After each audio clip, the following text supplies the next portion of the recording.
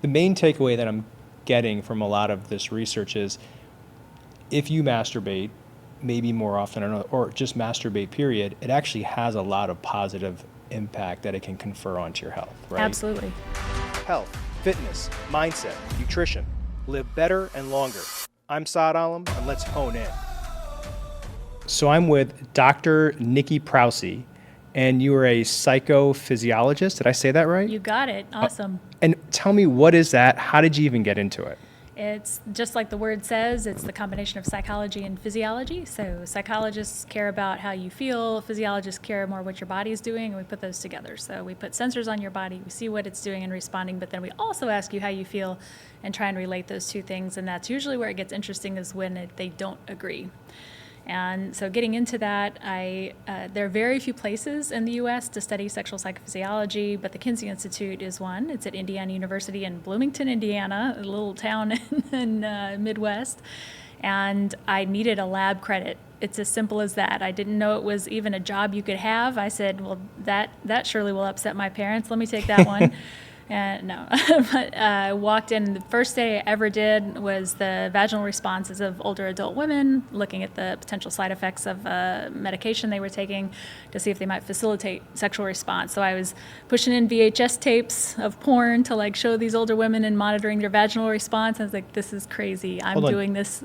Did you know that this was a description of the course specifically when you got into it? You never know what studies are going to be running when you go into the lab. But the general sense, yes. I was like, I know it's doing sex stuff, but I didn't realize you could measure those things so directly at the time.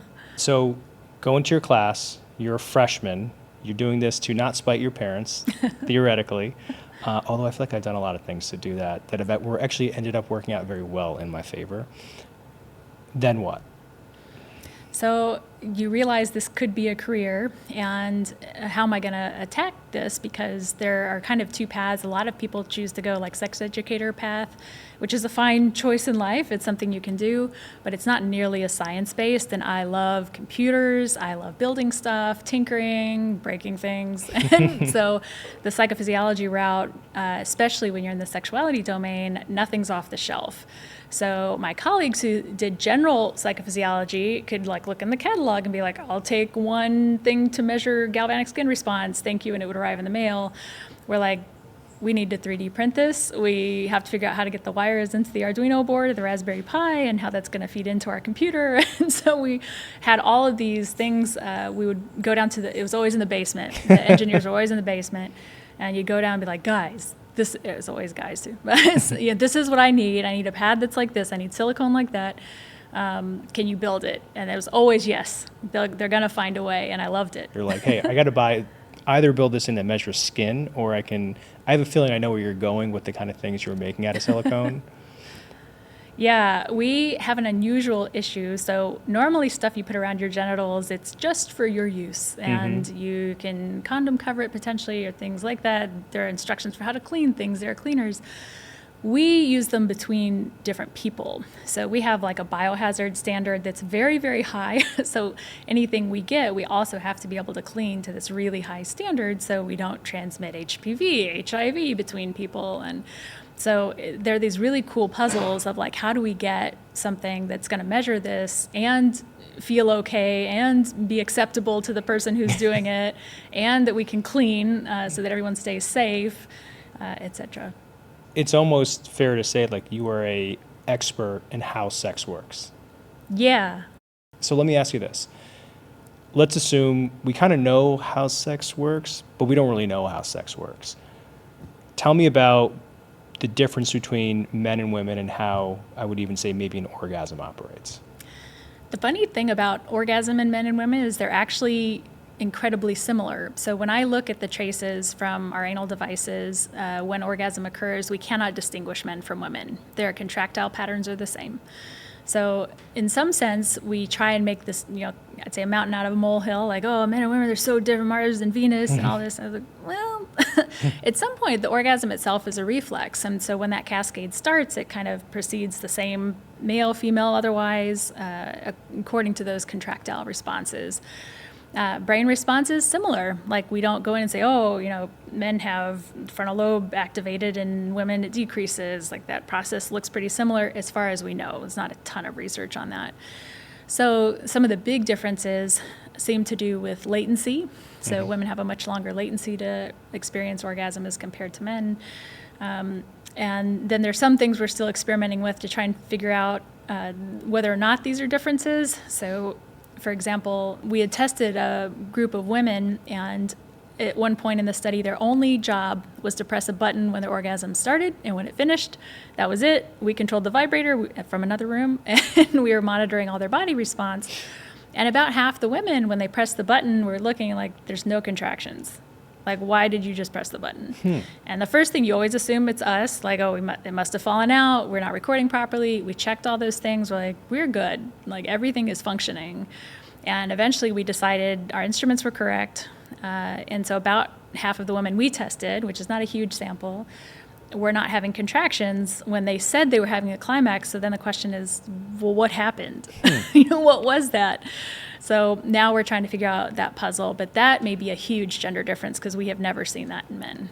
Is it fair enough to say, like, so that is such a mental thing that is happening with women and there's no physiological response? Well, so my collaborator and I are fighting about this. So one possibility is that it's an education issue. That is, women don't know there's supposed to be contractions. Why would you? Guys get feedback on this because they have ejaculate. They say, oh, it happens, I can tell. Why would women know that? We don't teach them that. They don't know to look for that. So maybe they just don't know, and they're misidentifying it. The other possibility is what you're describing, that like women have mental orgasms and they have physical orgasms. And we just have never documented that brain state before. I don't think that's the case. I'm in favor of the former one, actually, which I always thought was funny because my collaborator's a guy, and he's like, no, women know what's going on. I was like, no, I don't think they do. I was like, this is a funny gender reversal. But so right now it's a puzzle. We don't know why it happens, but for some reason, like women very commonly say or believe, like they know we're measuring them, so I don't think they're faking. They believe they're having a climax. They press the button, and we can't see physical evidence of it in their genitals. It's fascinating. I will say one thing that I am absolutely jealous of is like men have a very long refractory period. Part of what we looked at is we had a few women in who, in one case, was very vocal about, I have this capability, I can have so many climaxes. Those were the women who weren't having contractions. So I think there's a huge underlying issue here that we don't know what's happening because we weren't looking. The very, very few studies that look at orgasm response in the lab never measure genital physiology. They're looking at the brain typically, and this is literally, there are 3 of us in the world. So it's very, very tiny, there's just a few of us. And those other labs, one in particular never measures genital response. They just go by the button press. And so I was like, well, how do you know what that was?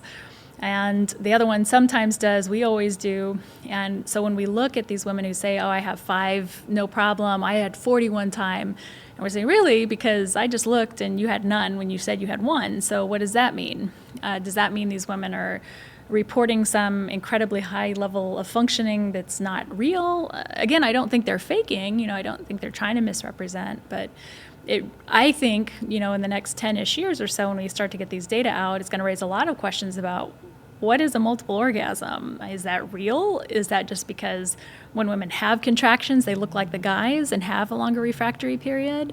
Or is it the same women who could have multiples that have contractions are like the guys who can have multiples? Because some guys can. And we don't have good definitions of those yet. Like, what is a multiple? How close do they have to be? Like, can they be 3 minutes apart? What if they're 6 minutes apart? So all of those things are still up in the air. So, and I'm guessing that this is now like the next phase you're going into, because honestly, it is fascinating. What are you doing in order to go after it? Right now, we are trying to get our study of post-orgasmic illness syndrome back up and running.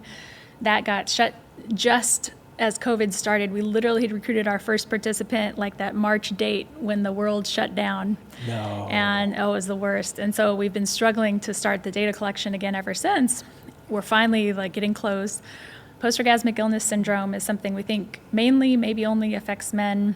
These guys have 2 to 7 days of flu-like symptoms every time they have a climax. So it doesn't matter, masturbation partner, they get sick every time. And the question is why, of course. It's a rare disorder, so we don't know a lot about it. And the study that we're doing, what I'm most excited about is I hope we help these guys. We're trying, that's the whole point. But I'm really excited about the control. Because the guys who aren't affected also are going to tell us a tremendous amount about orgasm response, about inflammatory cytokines before and after orgasm, which we know nothing about right now. It's never been measured before. We'll look at some other markers as well along those lines. We're not getting testosterone. Unfortunately, we got so much in there already. It was just one more we couldn't go after. But that's the one that I'm most excited about because we happen to record a lot from women first for the orgasm physiology work. And so this study of men is funded, it's large, and it's just been crazy delayed because of COVID. You've done some really interesting research that was recently talked about in Slate. Can you tell me about that? Sure. I am a clinical scientist by training, and so what that ultimately means is we test treatments. So when things go out to the public, we think they should be evidence-based. People shouldn't just be making stuff up when they go to help you with mental health problems. They should have a reason for doing the thing they're doing with you. And there was a group online that was increasingly promising to treat erectile dysfunction using an abstinence model. So often this was abstaining from masturbation. These are groups that are commonly described as semen retention groups. NoFap is a large one. NoFap is a bit strange because NoFap, at least that phrase, has been around since at least 2006 online. It grew up in these bodybuilding forums where these guys thought if they abstained from masturbating, then their testosterone would go up and they would have gains. It turns out it's the opposite. If you masturbate more, testosterone goes up. So don't do that if that's your goal. Do the opposite. And then eventually someone copyrighted NoFap. And so now there's this business around it also. And so it's always confusing as to like who's talking about what, and people get pissed off all the time about this.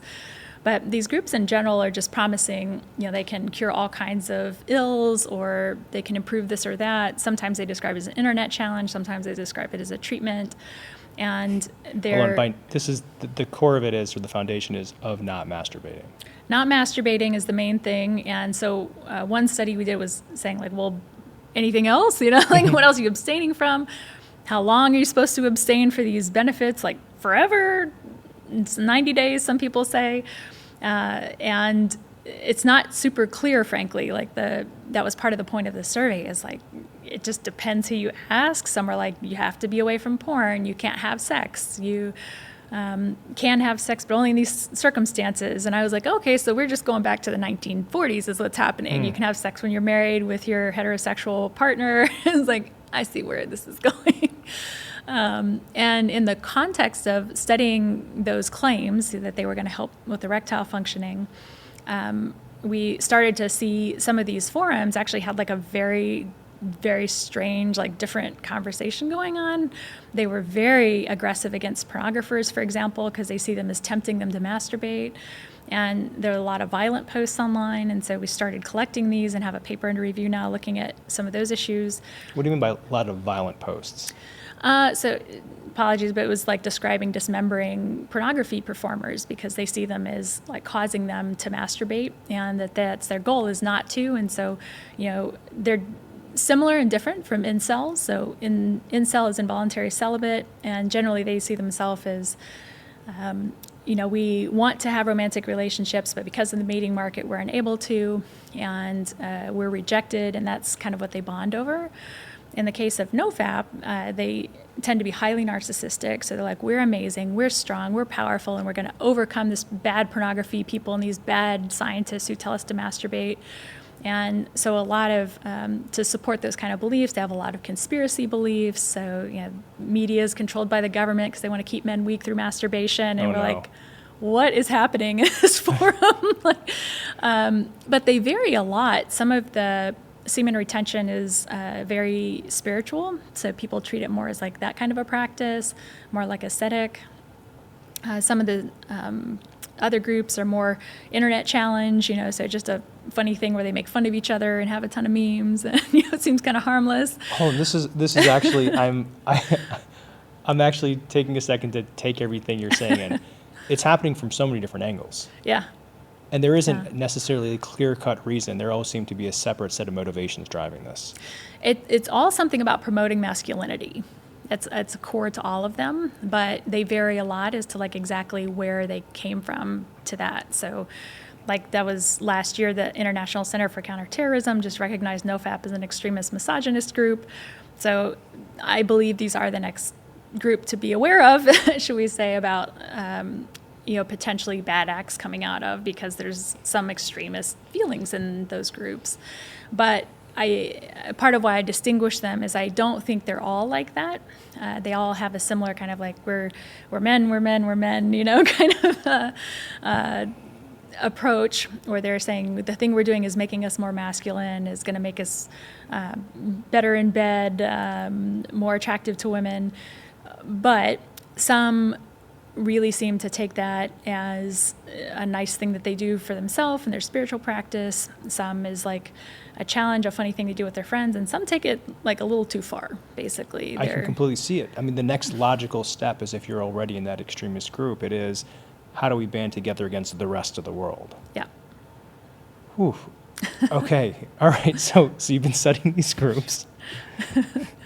Yeah. And so part of what we were finding is they're telling the groups that they can help them abstain from masturbation and things related to it, like pornography, sometimes partnered sex, sometimes they ban fantasy. They're like, you're not supposed to sexually fantasize. Like, good luck with that. Well, how did it even happen? Yeah. I couldn't imagine. Yeah, they call it monk mode. So monk is like when you do nothing. Okay. I think it's like a play on the religious. I know they're lying. They're all telling each other they're lying. They're lying. So that's part of the question is, first of all, does it work? Because I'm a clinical scientist. That's the question is, hey, if something works, we'll check it out. And there are lots of online support groups for other health issues like drinking, people who want to cut back on their alcohol consumption, people who are managing, going through cancer treatments, and need support around the side effects they're experiencing. And those groups have been studied, and the more people are involved with them, they tend to have fewer negative symptoms, they feel better supported. We did the study with NoFap, we found the opposite. The more engaged people are, the more they post, the more they're going into that forum. Symptoms of depression are higher, symptoms of anxiety are higher, symptoms of erectile dysfunction are higher. So this group is unique. It really seems to be going the opposite direction. And now we're doing longitudinal work of scraping their forums and analyzing the posts using a semantic analysis, which is a form of natural language processing, which if it was much fancier, you might be able to call it AI, but I hate when people label everything AI, so this is not AI.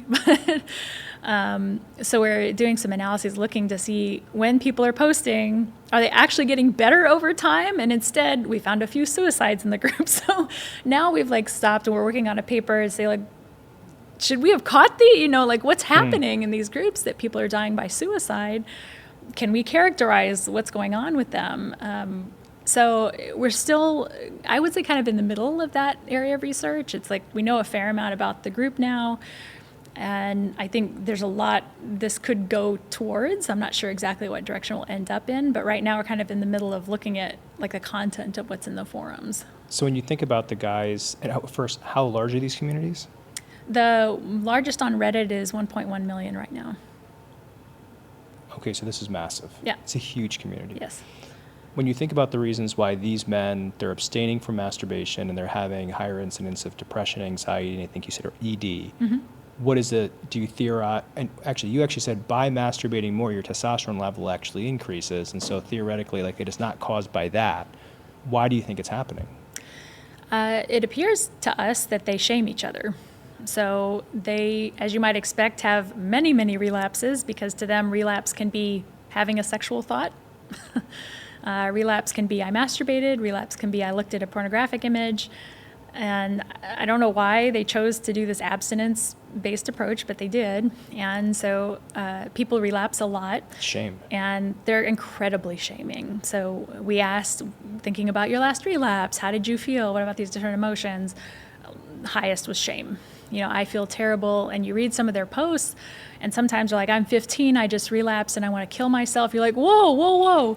Don't do that. Let it run. Yeah, I was like, this is going to be okay. And I just wish someone would take these kids, it's a ton of youth on these forums, take these kids and say, this is fine. This is normal. It's healthy. Yes, Yep. yes. And so it's very frustrating because I feel like these groups are causing us to lose decades of effort in trying to normalize masturbation, trying to support youth, like exploring and developing in an appropriate, comfortable, non-shaming way. And it's just backsliding everything.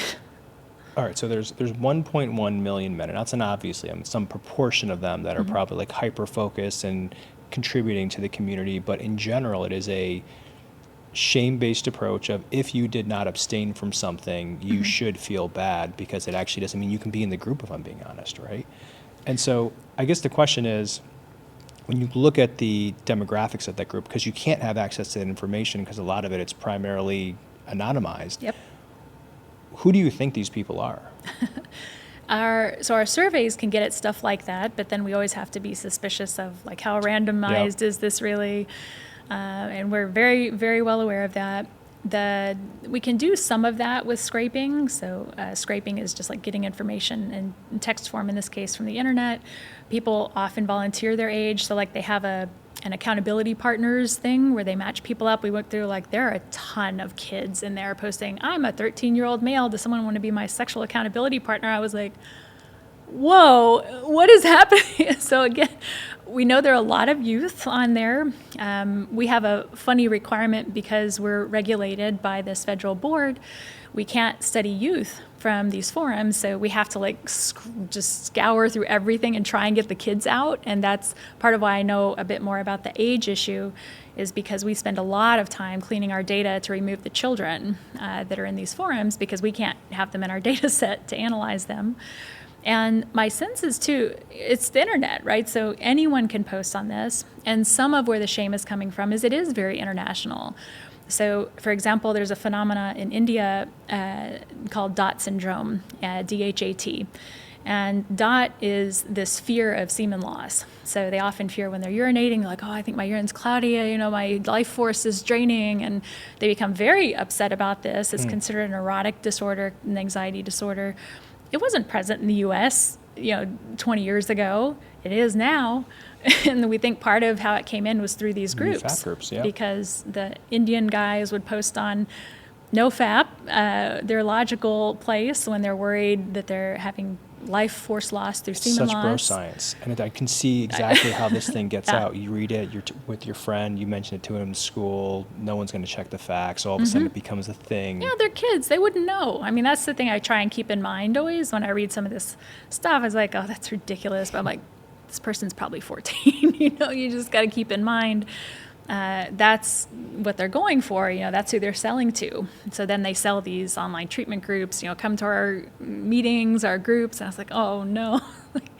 So it's just a lot of, they're selling a product. They're trying, you have to make sure people are upset, that they feel they need something from you so that they'll buy that. And in this case, they really seem to be manufacturing something that I wish they would talk to their folks about instead. Has the group grown exponentially? How long has it been around for? So the company itself was trademarked around 2013. That was the same time the website for it was started. So the Reddit website started in June 2011.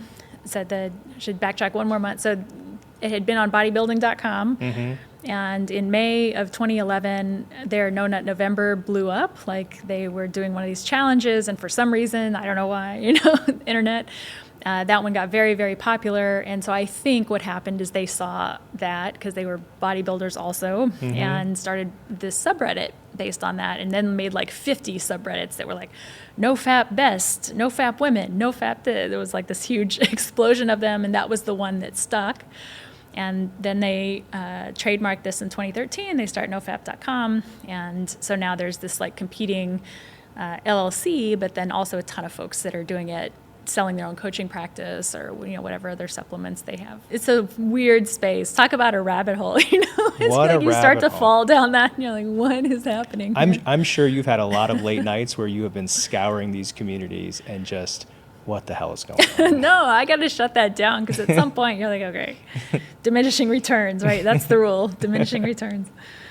Shut this down. So I guess the question is, right, You also said something that's interesting. Why is it that when men masturbate, their testosterone levels actually increase from a physiological perspective? So I don't know the mechanism per se because not a lot of folks have studied this. Usually the data we have about masturbation has to do with reproduction. So it's very concerned with sperm motility. How does masturbating 2 days before a sperm collection impact the success of implantation? We have some studies around that. But there's far less interest in characterizing the impact of masturbation itself on just testosterone, like free testosterone. So there was a small study. It was so well done, even though it's small. I love it because I was like, oh, it's finally the right design where they do what's called a crossover. So they had guys, specifically not masturbate and abstain, look at testosterone, masturbate on a particular day when they knew how long it had been, look at the testosterone. And as you probably know, and your audience probably knows, there are fluctuations of testosterone throughout the day in all guys. And so it's not that you do this and you immediately get some huge spike in testosterone, but it was the next time when there should have been a nadir, low point of T, it was higher. So it's keeping it from dropping as far. And that could have been a function of the study. Again, this is, a smaller study, but everything we see seems to be the more you masturbate, the higher your testosterone. So just do not abstain to increase your testosterone. That I feel very confident does not happen. But the question you asked more specifically, I think how does that happen and what is the exact mechanism? I don't think we know. Tell me about, you are arguably at the nexus and you are the person, we're going to call you the plug for sexual information. What do you think are the 3 benefits of sex that no one even knows about right now? So I'm very interested in the idea of applying sexual stimulation to general health. So if my science helps you, hold out longer when you want to, or helps you have a stronger erection, that's great, but that's not my goal. My goal is to figure out how to apply sexual stimulation to general health. So, easiest one, sleep. Lots of people already do it. They masturbate to help themselves fall asleep at night. There are tons of animal studies showing that ejaculation promotes somnolence. So that is, if you help a little rodent. Yeah, I'm going there. If you help a rat have an ejaculation, they fall asleep much more quickly. It doesn't seem to change the quality of their sleep. That doesn't seem affected, but this has been replicated. So assuming that it's the same in humans, assuming it carries over into humans, the proper study to actually demonstrate that has not been done yet, but there's every reason to think it should because we know one of the things that spikes is vasopressin, which is a somnolent with climax.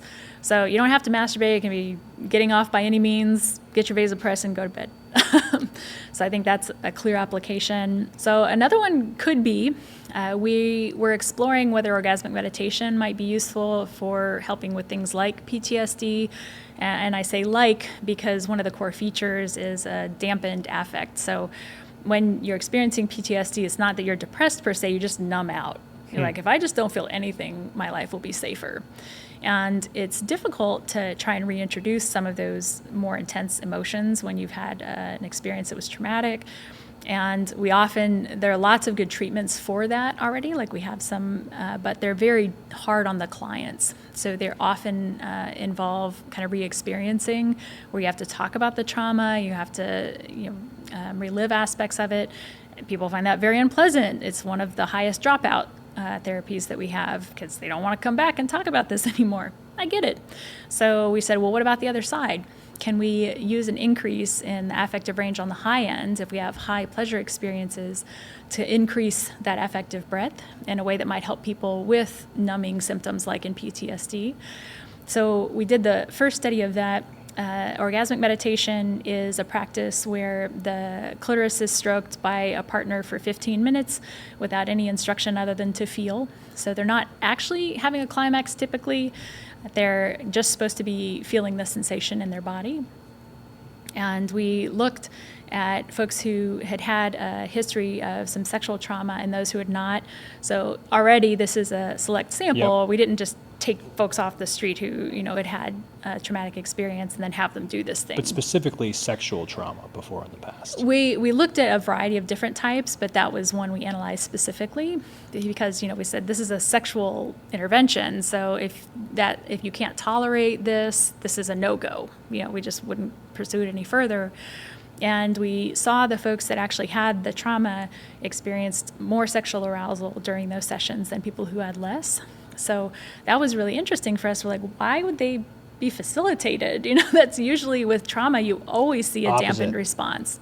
So our thought was that orgasmic meditation practice is not sex, right? I mean, you didn't just like meet at the bar and, let's go home. It's the container that's highly structured. They go in, they take lessons in like how to do this thing.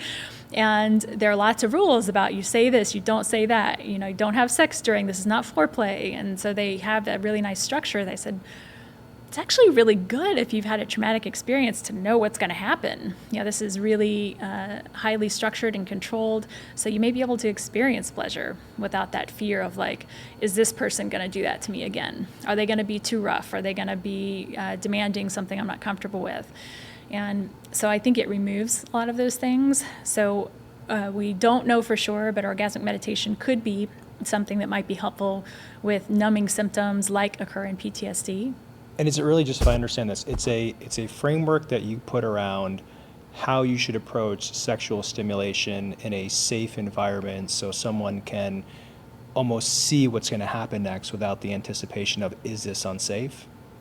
That's a lot of the main features. So they have made it highly routine. So you can even, there's a business that has an app around it and stuff to even learn this thing, but there are YouTube videos. So it is the series was so structured that we actually could give them the instructions on a computer screen and say, okay, now do the grounding portion, now do this, and they would do it, and then they'd say, okay, we're done by pressing a button, and next phase. And so the only thing that's always the same time as the clitoral stroking is always 15 minutes. And so it's really interesting. When I first heard about that, I was like, they what? Would 5 people do this? I figured for sure it was one of those communities. But they actually were pretty large and seem to be continuing to grow. So I'm curious if it'll take off any more than it has. And I would love to do more work on that, in that space to see if it could be applied in that way. But almost like the takeaway from that is that if you do things in a structured manner where you're giving people some more instruction, you can take something that's theoretically a little bit uncomfortable and maybe make it a little bit more comfortable. Absolutely. Yeah, okay. Put some boundaries around it. All right, so that's 2. I'm dying to hear what 3 is. So there's any number. I've always liked speculating on these things, but the things we talked before about actually having a climax, this is with a partner. Something you might be able to do by yourself to benefit is sexual arousal alone promotes an opioid response. Opioids are a pain modulator, and there have already been some studies looking at the role of sexual arousal in sexual pain. So that's using, usually these studies use what are called von Frey hairs, which are these weird hairs that vary in their thickness, and they put them in forceps, and then they poke around the vulva until it goes to 90 degrees. They're like, do you feel that? Do you feel that? Does that hurt? Does that hurt? Very strange way of testing sensitivity. And so there have been a series of studies kind of looking at the impact of sexual arousal on pain perception, both in the genitals and the vulva, and then the forearm is usually the control area. So there's some suggestion that sexual arousal may help with pain issues. So I've always said, well, what about broader pain? What about fibromyalgia? Those folks, we always tell them to go exercise. And let me tell you, when you tell someone with fibromyalgia in a therapy session that they need to go exercise, too much. They would love to punch you. They're like, you think I haven't tried? So I think if there's a way in, if that gives us some other way to help folks that have a systemic pain problem, why would we not pursue that? I mean, you're giving some natural opioids, they're safe, you can always get access to them, they're free. Why are we not pursuing that? So you're almost using it, thinking about sexual stimulation as a prescription per se that a physician writes to someone to say, hey, listen, forget about the exercise, forget about the diet, just go have some more sex. Or masturbate. Yeah, maybe not forget about the other thing. Okay, addition. That's a really good point. I'm sorry, I should not have jumped there. In addition to all that. Eat whatever you want. Just be sure you masturbate afterwards. And so do you see that becoming a real thing? Is there a movement behind that? Not yet. Okay. In fairness, there need to be more data. That's the main issue. Is I try to be cautious when I say these things because I think they're true, but I don't know if they are. We haven't been able to test them yet. And that's part of the trouble with not having access to the funds. And if you do, you're probably at a smaller European university where they don't have as much money to do the big clinical trial that you really need. And So that's my hope, is that we're able to interest more funders, because this is not just trying to improve your orgasm consistency, which is great, wonderful people who want to do that. But I'm like, no, we're working on this because this is a way to get people to take fewer sleep medications. This is a different way of accessing healthcare when we set up so many barriers in the US to that. Like, let's make this simple. Have them try this first. Let's understand what the profile is when you masturbate. Like, when is the highest somnolence period? Should you be in bed when you do that, so you're ready and like can have a sleep attempt right away? Should you do it somewhere else and then go lay down in bed? Like, what's the profile and the time course of that we can tell someone this is how to do it. This is how to take advantage of that physiological response. Some people, when they masturbate and they go to sleep, they actually don't have sleep that's as deep, and it's a little bit more shallow, and they wake up a couple hours later. Is that a thing? It's not a thing as far as I know, but it's because it's as far as I know. Mm-hmm. Like, we don't really look at those. And I don't know if it could be related even to, we have periods of nocturnal erection. They occur in men and women. So, with every REM sleep cycle, you have some erectile or clitoral response during sleep. So it could be that, masturbating, maybe then when you get into a REM session, that has some interaction with the REM state. I'm just shooting the breeze here, but I wonder if that may be a factor for some people.